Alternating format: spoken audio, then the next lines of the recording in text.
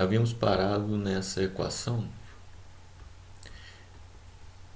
V igual a 1 sobre 4 πε0, integral da polarização que varre o material através da integração em dv', cada elemento de volume localizado em R', e uma contribuição de um potencial dipolar que cai então com o quadrado, da distância do ponto R ao R'. Então, o nosso interesse, é ver um material dielétrico polarizado com uma coleção de dipolos e coletar as contribuições desses dipolos para um potencial no ponto R. Ao coletar a contribuição dos dipolos, nós construímos a função macroscópica polarização, que reúne os dipolos por unidade de volume e cria uma função macroscópica dentro do material, que eu estou chamando de P maiúsculo. Então, a nossa ideia é desenvolver aqui uma sequência de identidades para transformar esse potencial em algo que a gente possa comparar com resultados familiares. Então, a primeira identidade é uma que a gente já conhece, que é o gradiente em linha de 1 sobre R menos R'. Isso vale exatamente o que eu tenho ali no integrando, que é o R menos R' dividido pelo módulo de R menos R' ao cubo. Lembra que a gente já tinha usado isso antes, mas eu tinha um gradiente sem linha. Então, um gradiente que derivava nas variáveis x, y, z. Aí, nesse caso, o gradiente de 1 sobre R menos R' em módulo era menos R menos R' e R menos R' ao cubo. Esse aqui não. Esse aqui é o gradiente em linha. Então, eu derivo em relação a x', y' e z', apontando respectivamente em i, j e k. E isso vale então R menos R' sobre R menos R' ao cubo. Então, eu posso substituir isso aqui dentro e eu vou ter 1 sobre 4 πε0, a integral da polarização R', escalar o gradiente em linha de 1 sobre R menos R'. A ideia agora é fazer a chamada integração por partes. Ela é baseada no seguinte: eu tenho aqui o P, que é uma função vetorial, e tenho aqui o 1 sobre módulo de R menos R', que é uma função escalar. Eu tomo o gradiente dela e faço o produto escalar com a polarização. Então, se eu tenho algo assim, olha, como a divergência de uma função vetorial, eu vou chamar de A, e uma função escalar, eu vou chamar de F, eu posso aplicar uma regra de produto para escrever isso como A escalar gradiente de F mais F divergência de A. Para provar essa identidade, que é uma regra de produto, basta abrir aqui em componentes. Divergência de AF, vou colocar em linha, só para ficar consistente com o que eu tenho no integrando. Tudo depende das variáveis com linha aqui. Então, eu vou escrever divergência em linha de AF, é d dx' de f a x, mais d dy' de f a y, mais d dz' de f a z. E aí, nisso, eu aplico a regra de derivação para o tipo de produto e chego automaticamente nesse resultado. Isso aqui pode ser integrado no volume e a estrutura resultante eu chamo de uma integração por partes.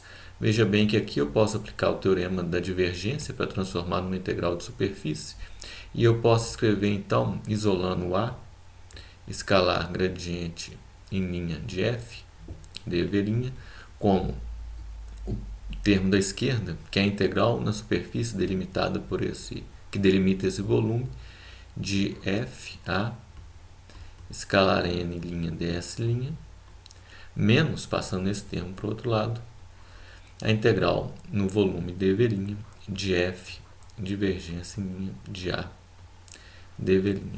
Então, essa é uma integração por partes, porque eu tenho algo do tipo, se fosse função de uma variável, seria a integral de u dv é igual a uv nos limites, menos a integral de v du. em 3 dimensões, o V nos limites, né? Os limites passam a ser uma superfície que delimita o volume. Então isso realmente é uma integração por partes. Aqui eu identifico com a minha função vetorial P. E eu identifico com F a minha função escalar 1 sobre R menos R'.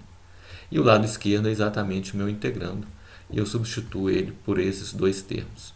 Então eu escrevo o meu potencial em R como 1 sobre 4πε0, né? Tenho dois termos agora.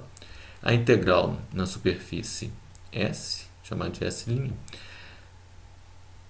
F, que é R menos R' no denominador,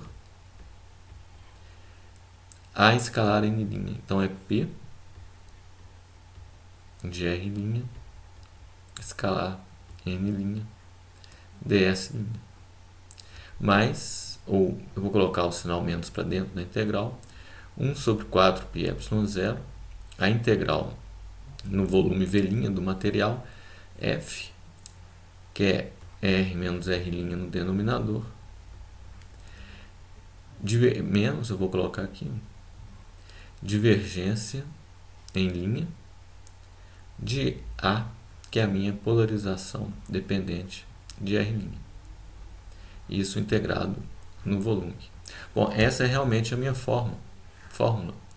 E eu vou indicar ela aqui em destaque.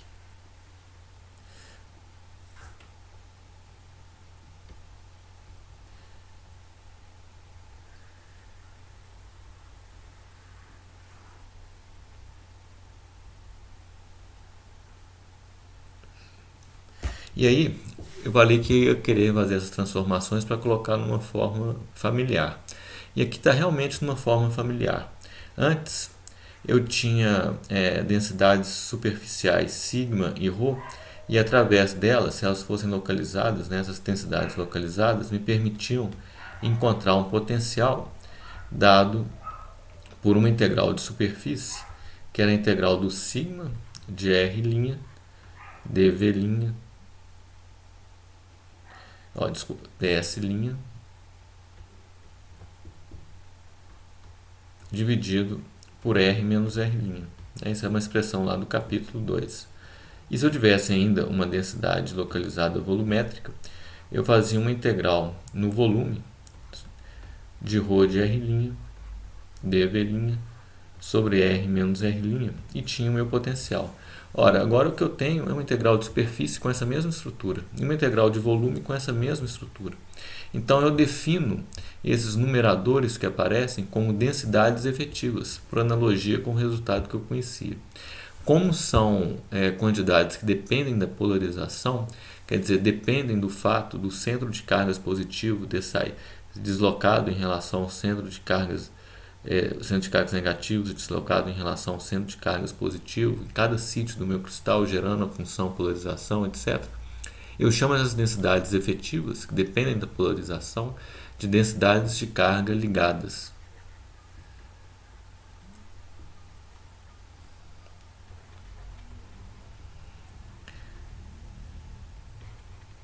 Ligadas, então, para distinguir da situação livre, que eram esses sigmas, esses ρs, são cargas que eu vou deixar incrustado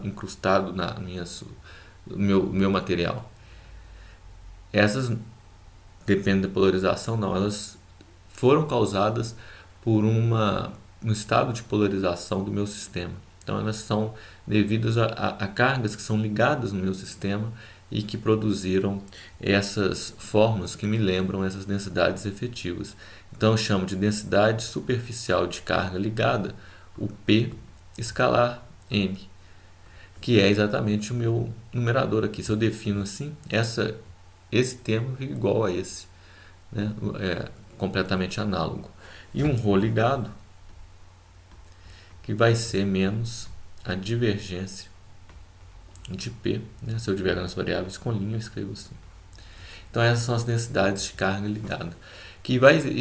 Há uma interpretação geométrica para isso, né? Pelo menos o sigma ligado é bem fácil de ver. O ρ ligado também, eu vou mostrar do sigma ligado. Se eu tenho dipolos, né, no meu material, como eu construí isso com uma coleção de dipolos, né, o que eu tenho é coisas assim. Então vocês veem que na superfície, né, sobra uma quantidade de carga, né, porque o volume, o material termina. Então eu tenho aqui, por exemplo, mais, menos, mais, menos, mais, menos. Isso leva a uma concentração de cargas negativas vindas dos dipolos, né, na superfície. Por isso é normal que eu tenha um sigma. E geometricamente a gente pode mostrar que isso vai ter a forma P escalar N. Assim como a não uniformidade da polarização dentro do material pode gerar uma carga volumétrica líquida se eu seleciono um elemento de volume dentro do material. Então essas definições aqui são importantíssimas, né, para a gente entender a física de elétricos e resolver problemas com isso, né? Um exemplo, né, que a gente vai usar no próximo vídeo é de uma esfera que tem uma polarização constante, que eu vou chamar de P0K, né, ao longo então do eixo Z que eu vou colocar aqui.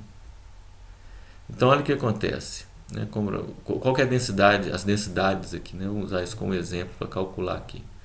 Quem que é P, né, escalar N? Bom, N é a radial, né, então N em cada ponto é uma radial aqui.